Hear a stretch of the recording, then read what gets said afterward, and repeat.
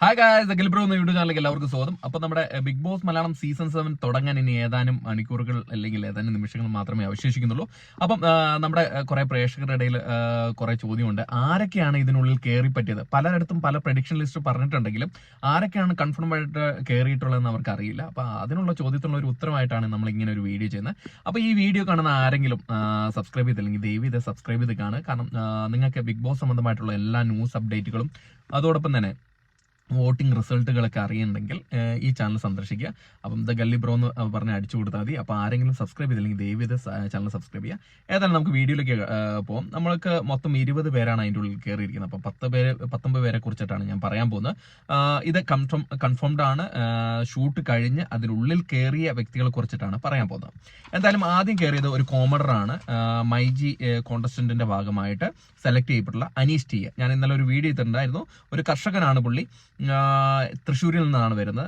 Aneesh T A, Aneesh തറയിൽ, എല്ലാ friends എല്ലാം കൂടെ തറയിൽ തറ എന്നൊക്കെ പറയുന്നുള്ള ഒരു ഇൻട്രോ ഒക്കെയാണ് കൊടുത്തിട്ടാണ് പറയുന്നത്. അപ്പൊ അനീഷ് ടി ആണ് ഫസ്റ്റ് കയറിയിരിക്കുന്നത്. പിന്നെ എല്ലാവർക്കും സുപരിചിതമായിട്ടുള്ള സീരിയൽ ആക്ടറും അതുപോലെ തന്നെ റിയാലിറ്റി ഷോയിലൊക്കെ ഉള്ള അനുമോൾ, നമ്മുടെ ഫ്ലവേഴ്സ് റിയാലിറ്റി ഷോയിലൊക്കെ ഉണ്ടായിരുന്ന അനുമോളാണ് ഉള്ളത്. അനുമോളാണ് രണ്ടാമത് കയറിയിരിക്കുന്നത്. പിന്നെ ഉള്ളതെന്ന് പറഞ്ഞാൽ ഗേൾസിന്റെ ഒരു സെൻസേഷൻ ആകാൻ ചാൻസ് ഉള്ള ഒരു വ്യക്തിയായിട്ടുള്ള ആര്യൻ ഖത്തറിയ.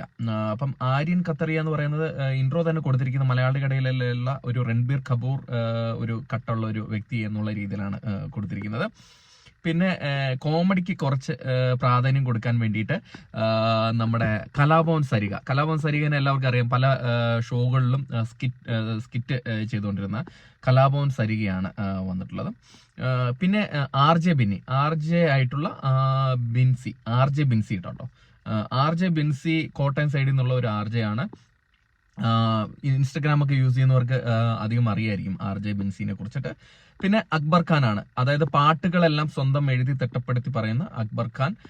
പല സിനിമകളിൽ ചെറിയ വേഷം ചെയ്തിട്ടുണ്ട്. അപ്പം അക്ബർ ഖാൻ ഇൻട്രോ ചെയ്തിരിക്കുന്നത് അക്ബർ ഖാൻ തന്നെ പാട്ട് തിട്ടപ്പെടുത്തി ആ പാട്ട് പാടിയിട്ടാണ് അക്ബർ ഖാൻ ഇതിലേക്ക് എൻട്രി ചെയ്തിരിക്കുന്നത് കേട്ടോ. അപ്പം ഇതൊക്കെ നമുക്ക് അതിനുള്ളിൽ ഷൂട്ടിൽ നിന്ന് അറിയാൻ കഴിഞ്ഞ വിവരമാണ്. പിന്നെ ഉള്ളത് ഒനിയൽ സാബു എന്ന് പറയുന്ന ആളെക്കുറിച്ച് ഈ ഷെഫ് വ്ലോഗ്, അതായത് ഫുഡ് വ്ലോഗ് അധികം ചെയ്തിരിക്കുന്ന ഒരു ഫുഡ് ക്യൂറേറ്റർ ആണ് ഈ ഒനിയൽ സാബു. ഒരു അഡ്വക്കേറ്റ് കൂടെയാണ്. ഇൻസ്റ്റഗ്രാമിൽ അത്യാവശ്യം ഫോളോവേഴ്സ് ഉള്ള ഒരു വ്യക്തി കൂടിയാണ്. അപ്പം പുള്ളിയാണ് അടുത്തത് അതിൻ്റെതായിട്ട് എൻട്രി ചെയ്തിട്ടുള്ളത്. പിന്നെ അഭിലാഷ് എന്ന് പറയുന്ന ഒരു സീരിയൽ ആക്ടർ കൂടിയാണ്. അതോടൊപ്പം തന്നെ ഒരു വ്ലോഗറാണ്, യൂട്യൂബറാണ്. അപ്പം അങ്ങനത്തെ രീതിയിൽ പുള്ളി അറിയപ്പെടുന്നു. സീരിയലൊക്കെ കാണുന്നവർക്ക് അഭിലാഷ് പല സീരിയലുകളിലും മുഖം കാണിച്ചിട്ടുണ്ട്. പിന്നെ ഉള്ളത് നമ്മുടെ ബിന്നി സെബാസ്റ്റ്യൻ കേട്ടോ. അപ്പം ഒരു ഡോക്ടർ കൂടിയാണ് ബിന്നി സെബാസ്റ്റ്യൻ. ഗീതാ ഗോവിന്ദം എന്ന് പറഞ്ഞ സീരിയലിലൊക്കെ ആക്ട് ചെയ്തിട്ടുണ്ട്. അതാണ് ബിന്നി സെബാസ്റ്റ്യൻ. പിന്നെ വന്നിട്ടുള്ളത് നമ്മുടെ നിങ്ങൾക്ക് അറിയാമല്ലോ, ഇന്റർവ്യൂവർ ആയിട്ടുള്ള ഷാരിക അത്യാവശ്യം പോപ്പുലർ ആയിട്ടുള്ള ഒരു വ്യക്തിയാണ്. ഷാരിക ചിലപ്പം തകർക്കുക തന്നെ ചെയ്യും. കാരണം നമ്മളെ ഇന്റർവ്യൂവിലൊക്കെ വളരെ ബോൾഡായിട്ട് കാര്യങ്ങൾ ഉത്തരം പറയുകയും ചോദ്യം ചോദിക്കുകയൊക്കെ ചെയ്യുന്ന ഒരു വ്യക്തിയാണ്. അപ്പോൾ ഷാരികയുണ്ട്. പിന്നെ ഉള്ളതെന്ന് പറഞ്ഞു കഴിഞ്ഞാൽ നമ്മുടെ 19 വയസ്സുകാരിയായിട്ടുള്ള റന ഫാത്തിമയാണ്. എനിക്ക് പുള്ളിയെ കുറിച്ച് അറിയത്തില്ല. പക്ഷെ ഇൻസ്റ്റാഗ്രാമിലൊക്കെ വളരെ ബോൾഡായിട്ടുള്ള പിക്ചേഴ്സ് ഒക്കെ ഇടുന്ന റന ഫാത്തിമയാണ് ഉള്ളത്. പിന്നെ നമ്മുടെ മുമ്പിലേക്ക് എത്തുന്നത് നെവിൻ എന്ന് പറയുന്നത് ഒരു എന്റർടൈനർ എന്നുള്ള രീതിയിലേക്കാണ് നെവിനെ എടുത്തിരിക്കുന്നത്. നെവിൻ ഒരു സ്റ്റൈലിഷ് ആണ്, അതുപോലെ തന്നെ ഡാൻസർ ആണ്. അപ്പം നിങ്ങളെ എന്റർടൈൻ ചെയ്യാൻ പറ്റുന്ന ഒരു വ്യക്തിയായിട്ടാണ് നെവിനെ കൊണ്ടുവന്നിരിക്കുന്നത്. പിന്നെ നിങ്ങൾക്ക് എല്ലാവർക്കും അറിയാവുന്ന ഷാനു, അതായത് സീരിയലിലും കുറെ ആക്ട് ചെയ്തിട്ടുണ്ട്. അതോടൊപ്പം സിനിമകളിൽ നടനായിട്ട് തന്നെ ആക്ട് ചെയ്തിട്ടുള്ള വ്യക്തിയാണ് ഷാനവാസിനെ എനിക്ക് തോന്നുന്നു ഒട്ടുമിക്ക മലയാളികൾക്കും അറിയാമായിരിക്കും. പിന്നെ ഉള്ളത് മുൻഷി രഞ്ജിത്ത് അത്യാവശ്യം ഫേമസ് ആയിട്ട്, കാരണം മുൻഷി കാണാത്തവരായിട്ട് വളരെ കുറവ് പേരായിരിക്കും. അപ്പം മുൻഷിയിൽ അഭിനയിച്ചിരിക്കുന്ന മുൻഷി രഞ്ജിത്താണ് പിന്നെ വന്നിട്ടുള്ളത്. പിന്നെ ഏറ്റവും ഇൻട്രസ്റ്റിംഗ് ആയിട്ടുള്ള ഒരു സംഭവമാണ് ലെസ്ബിയൻ കപ്പിൾ. എനിക്ക് തോന്നുന്നു അവർക്ക് അത്യാവശ്യം ഒരു ഫാൻ ബേസ് ഉണ്ടാവും എനിക്ക് തോന്നുന്നു. അതായത് ആദില നൂറ. അവർ കുറേ ഫൈറ്റ് ചെയ്തിട്ടൊക്കെയാണ് നമ്മൾ പല ന്യൂസ് ചാനലൊക്കെ കണ്ടിട്ടുണ്ട് ആദില നൂറയെ കുറിച്ചിട്ട്. അവരുടെ വീട്ടുകാരുടെ ഇടയിൽ നിന്നൊക്കെ കുറെ ഫൈറ്റ് ചെയ്ത് കേസും കാര്യങ്ങളൊക്കെ ആയിട്ടുള്ള വന്നിട്ടുള്ളതാണ്.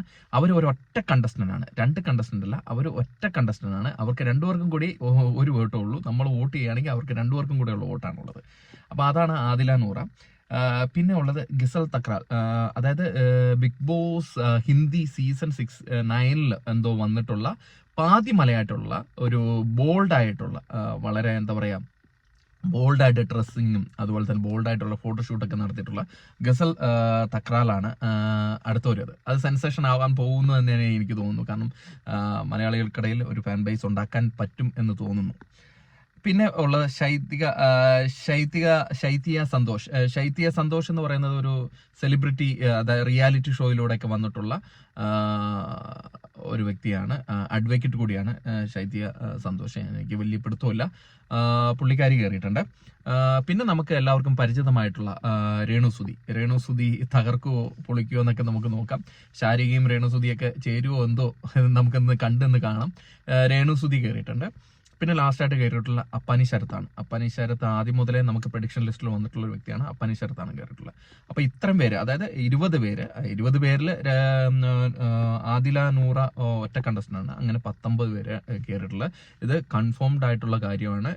ഷൂട്ട് കഴിഞ്ഞ് നമുക്ക് ഉറപ്പുള്ള ഒരു കാര്യമായിട്ടുള്ളതുകൊണ്ടാണ് നിങ്ങളുമായിട്ട് ഷെയർ ചെയ്യുന്നത്. അപ്പം എന്തായാലും നമുക്കിനി കുറച്ച് നിമിഷം കൂടെ ബാക്കിയുള്ളൂ. അതിന് ശേഷം നമുക്ക് കാണാം. അപ്പൊ അതുവരെയും ടാറ്റാ ബൈ.